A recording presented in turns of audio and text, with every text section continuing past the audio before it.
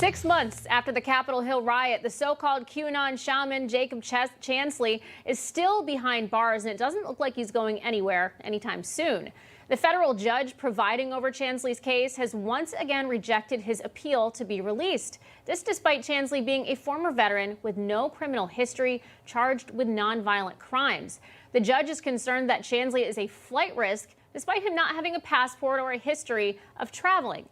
At today's press conference, former President Trump pushed back against the media's January 6th narrative. People are being treated unbelievably unfairly. When you look at people in prison and nothing happens to Antifa, and they burned down cities and killed people. There were no guns in the Capitol. They burned, except for the gun that shot Ashley Babbitt. However, House Minority Leader Kevin McCarthy seems to be playing right into the media and the Democrats' hands. According to reports, he's selecting a group of Republicans to join Speaker Pelosi's January 6th commission.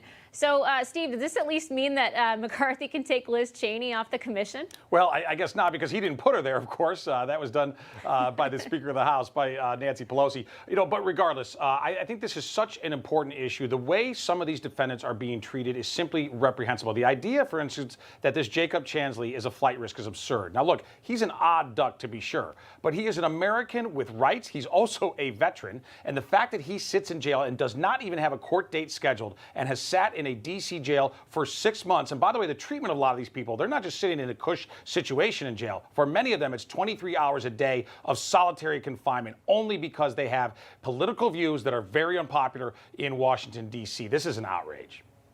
Yeah, it sure is. Well, let's welcome to the show author of the book Permanent Coup, How Enemies, Foreign and Domestic, Targeted the American President, Lee Smith. Lee, thanks for joining us tonight. Thank you for inviting me on this evening. Thank you very much. Lee, what can you tell us right now about the situation with Chansley and so many others right now that are being held for really nonviolent acts? Yeah, unfortunately, it's not just Mr. Chansley, whose case is terrible. There appear to be 40 detainees that are being held in a Washington, D.C. correctional facility. Many of them for nonviolent offenses. And this has been going on for months. As you know, Mr. Chansley's been held for 6 months. Some of them have been held for the same amount of time. So what it really is, it's the Biden administration's political prisoners.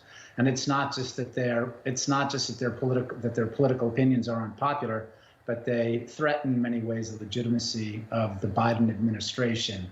So that's why they're being punished. And of course, it's not just them, because we see that what's happening right now inside the intelligence agencies, inside the bureaucracies, even in NGOs and Washington, D.C. think tanks, is the effort to recharacterize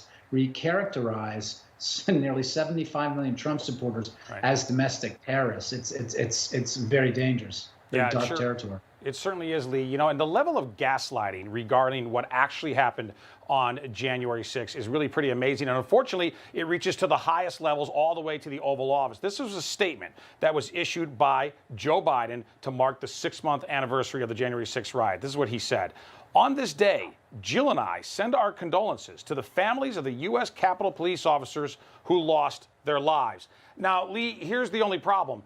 The only person killed at the Capitol on January 6th was Ashley Babbitt. She was killed by law enforcement. We still don't know the identity of her shooter. No Capitol Police officers died that day, and yet Joe Biden feels full ability to go out there and put out this kind of insulting statement.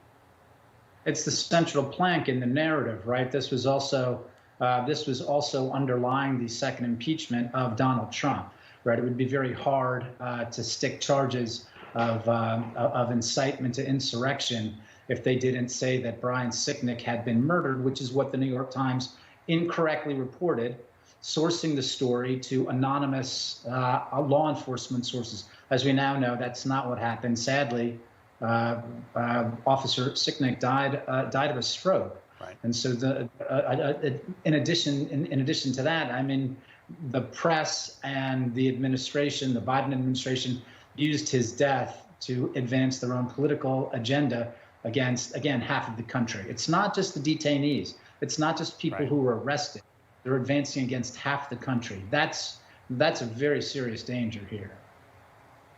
Well, I'm not sure that I've ever mentioned this on air, but I covered a lot of Trump rallies in my day, and I think it was back in December or January. I actually saw Chansley at a rally down in Georgia, interviewed him like I did so many people that day at a lot of these rallies. Nothing really stood out to me about him other than just being like obviously the attire, but being like everybody else out there, love President Trump, love what President Trump has done for this country, wanted to see him in office for 4 more years, like so many. And, like I'm sure Ashley Babbitt was as well, and Steve mentioned Ashley Babbitt. Do you think we will get answers finally as to who did shoot Ashley Babbitt, what happened there? I'm glad that President Trump raised that issue. I'm happy to be with you both this evening raising this issue, because I think this is vital. This was an unarmed woman who entered the Capitol and was shot, and there's been no accountability for what resembles an execution.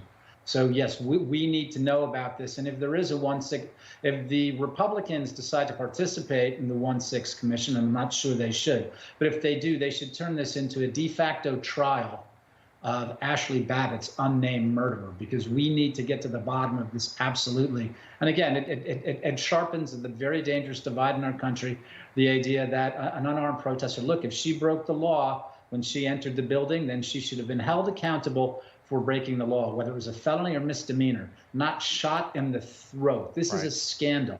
This is a major scandal. And Lee, one way to get to the truth of that situation and a lot of situations at the Capitol, release the tapes. We believe there are as many as 14,000 hours of footage. That is literally one of the most videoed buildings in the entire world. We own those cameras. We own those tapes. We own that building. All of it should be released to the public. But I know you've stayed really diligently on this issue, and thank you for your patriotic work. Lee Smith, thank you for being here this evening also. Thanks to both of you very much for bringing me on tonight. Hey, I'm Rob Finnerty. Thanks for watching. If you enjoyed this video, please join the conversation in the comments below. Don't forget to subscribe, too.